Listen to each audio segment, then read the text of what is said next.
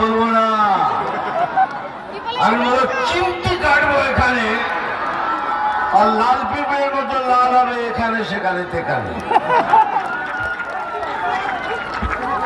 নাম তুফান, বছরে এক আধবার আসি, এইবার বারবার আসবো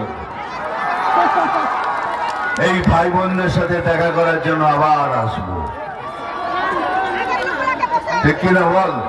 একদম বাড়াবো। আমি কিরম জানেন তো, আমি হলাম সেই মহাগুরু যে নিউজ দেখে না, খবর দেখে না, খবর পড়ে না, শুধু খবর তৈরি করে।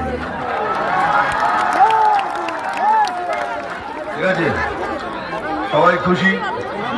ডায়লগ হয়ে গেছে, এখানে মিউজিক নেই, তাই ডান্স করতে পারবো না। এই ডান্সটা রেখে দিলাম, রাজু জিতবে, তখন আবার আসবো, তখন ডান্স করবো।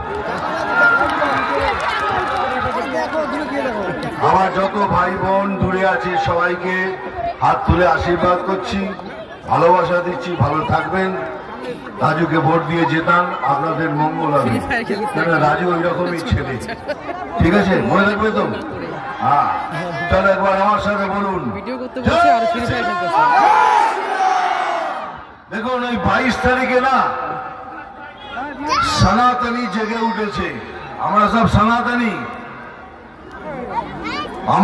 আমাদের ধর্ম সনাতন ধর্ম, হাজার হাজার বছর পুরনো ধর্ম। তো गर्व से कहिए, गर्व से कहिए कि हम सनातनी हैं। আমি যেমন বলি গর্ব করে আমি সনাতনী। আর রামনবমীর দিন আমাদের প্রধানমন্ত্রী সাহেব তার পুরো যে টিম আছে আর একটা দুর্ধর্ষ কাজ করেছেন। সকালবেলায় এই সূর্যদেব রামলালার কপালে তিলক করিয়ে চলে গেল।